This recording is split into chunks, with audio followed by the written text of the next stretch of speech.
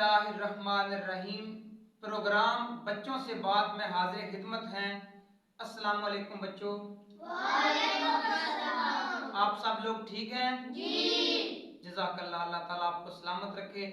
عزیز بچوں، آج میں آپ کی خدمت میں چھوٹی سی یہ گزارش کرنے جا رہا ہوں کہ اللہ تعالیٰ نے ہمیں مسلمان بنایا، مسلمانوں کے گھر پیدا کیا، نبی پاک صلی اللہ علیہ وآلہ وسلم کی امت میں سے پیدا کیا، تو بیٹا یاد رکھیں وہ چیزیں جن سے اللہ تعالیٰ نے ہمیں منع کیا ہے ان سے ہمیں رک جانا چاہیے۔ مثلا قرآن پاک میں کئی مقامات پر، بے شمار جگہوں پر اللہ تعالیٰ نے چوری سے منع کیا ہے۔ ہمارے پیارے آقا حضرت محمد صلی اللہ علیہ وآلہ وسلم نے بھی چوری کرنے سے منع کیا ہے کہ آپ کسی کی چیز چوری نہ کریں۔ اس کے علاوہ اگر آپ اخلاقیات کے حوالے سے دیکھیں، اپنے معاشرتی نظام کے حوالے سے دیکھیں، تو پھر بھی چوری کرنا ایک سنگین جرم ہے، یعنی بہت بڑا گناہ ہے۔ چوری کرنا شرمندگی ہے۔ مثلا خدا نہ خواستہ آپ میں سے کوئی بچہ کسی کی کوئی چیز چرا کے لے آتا ہے تو کیا ہوگا اس سے؟ کیا آپ کی عزت بڑھے گی؟ نہیں۔ اگر آپ کی چوری پکڑی جاتی ہے تو آپ کی شرمندگی ہوگی، آپ کے والدین کی شرمندگی ہوگی۔ تو لہٰذا بیٹے یاد رکھیں، کسی کی بھی چیز چوری نہ کریں۔ اگر یہاں پر 10 لاکھ پڑے ہوئے ہیں آپ ان کی طرف دیکھیں بھی نہ، کیونکہ وہ آپ کے نہیں ہیں۔ عموماً ایسے ہوتا ہے کہ اسکول میں بچے کسی کی کوئی کاپی چوری کر لیتا ہے، کسی کا پین چوری ہو گیا، کسی کا پھٹا، کسی کی کتاب چوری ہو گئی۔ تو یہ چیزیں چوری کرنے کا کوئی فائدہ نہیں۔ مثلا ایک بچے نے کسی کی جناب کاپی چرا لی، تو اب کتنے دن اس کاپی پہ وہ لکھے گا؟ وہ تو ہفتے کے اندر ختم ہو جائے گی۔ تو کیا فائدہ ایسے علم کا کہ چوری کی کاپی آپ نے اٹھا کر علم حاصل کیا، اس علم کا کیا فائدہ؟ بیٹے یاد رکھیں، آپ علم حاصل کرتے ہیں فائدے کے لیے، تو وہ علم جو چوری کی کتابیں، چوری کی کاپیاں، چوری کی پینسلیں ان کے ساتھ حاصل کیا جائے گا، ان کا کوئی فائدہ نہیں ہے۔ تو لہٰذا عزیز طلباء، عزیز بچوں، چوری مت کریں۔ میں آپ کو حضور نبی پاک صلی اللہ علیہ وآلہ وسلم کی ایک بات آپ کو سناتا ہوں۔ ایک مرتبہ ایک معزز خاندان کے، یعنی ایک عزت والا خاندان تھا، ان کے ایک فرد نے چوری کی، بندے نے چوری کی۔ تو حضور نبی پاک صلی اللہ علیہ وآلہ وسلم کی خدمت میں لوگ سفارش لے کر آ گئے۔ حضرت اسامہ بن زید، ہمارے آقا صلی اللہ علیہ وآلہ وسلم کے منہ بولے بیٹے حضرت زید، جو کہ پہلے غلام تھے، حضور نبی پاک صلی اللہ علیہ وآلہ وسلم نے انہیں عزت عطا فرمائی، اپنا بیٹا کہا۔ بڑا پیار کرتے تھے ہمارے آقا حضرت زید رضی اللہ تعالیٰ عنہ سے۔ تو ان کے جو صاحبزادے تھے اسامہ بن زید، کیا نام تھا؟ اسامہ۔ کیا نام تھا؟ اسامہ۔ بیٹے کیا نام تھا؟ اسامہ۔ اسامہ بن زید، یعنی زید کے بیٹے اسامہ۔ ان سے ہمارے آقا صلی اللہ علیہ وآلہ وسلم بڑی شفقت کا اظہار کرتے، بڑی محبت کرتے۔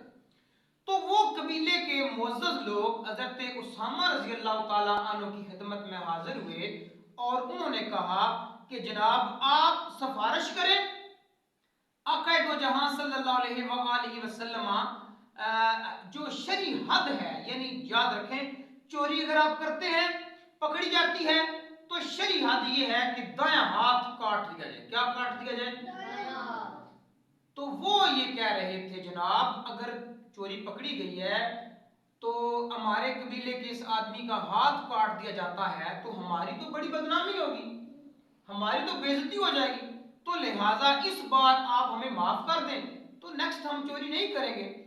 لیکن آپ صلی اللہ علیہ وآلہ وسلم نے جب حضرت اسامہ کو دیکھا کہ وہ بھی یہاں پر سفارشی بن کے آ گئے ہیں، تو ہمارے آقا صلی اللہ علیہ وسلم کا چہرہ مبارک جو تھا نا، بہت خوبصورت تھے ہمارے آقا، سبحان اللہ، بہت خوبصورت تھے، بہت پیارے تھے ہمارے آقا۔ لیکن جب سفارشی کے طور پر حضرت اسامہ آئے، حالانکہ حضور پیار کرتے تھے، ان سے محبت کرتے تھے، لیکن سفارش کو دیکھ کر آقا صلی اللہ علیہ وسلم نے کیا کیا؟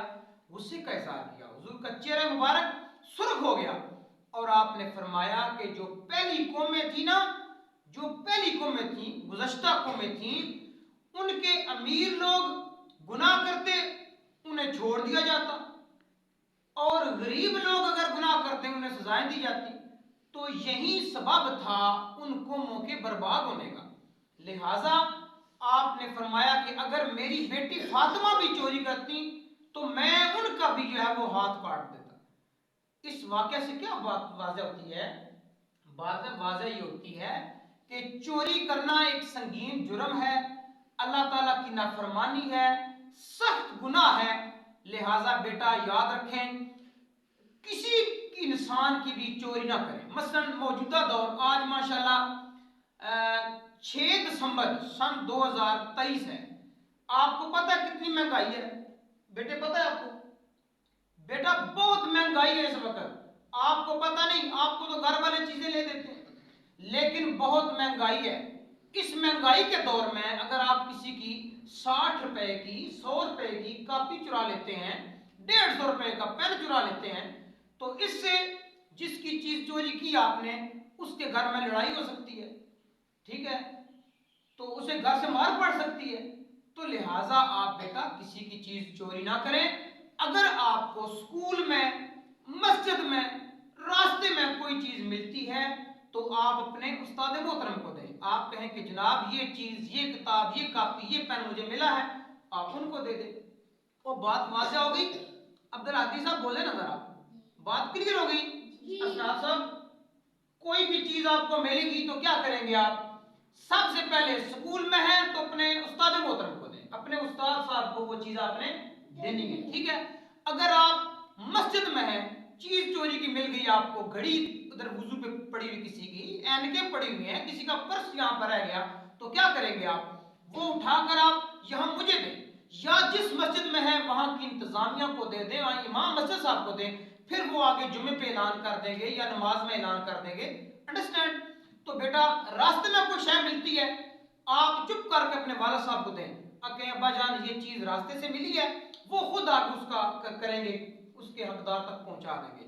تو میں آپ کی خدمت میں یہی گزارش کرنا چاہتا تھا کہ بیٹا چوری نہ کریں، کوئی چیز ملتی ہے تو اس کو کیا کریں؟ اس کے اصل مالک تک پہنچانے کی پوری کوشش کریں۔ اللہ تعالیٰ کی بارگاہ میں دعا کرتے ہیں اللہ تعالیٰ ہمارے اس پروگرام بچوں سے بات میں برکت عطا فرمائے، جو ہمیں سن رہے ہیں بڑا تھینک یو، بڑا شکریہ آپ کا، اللہ تعالیٰ آپ سب کو عزت عطا فرمائے۔ تھینک یو، جزاک اللہ۔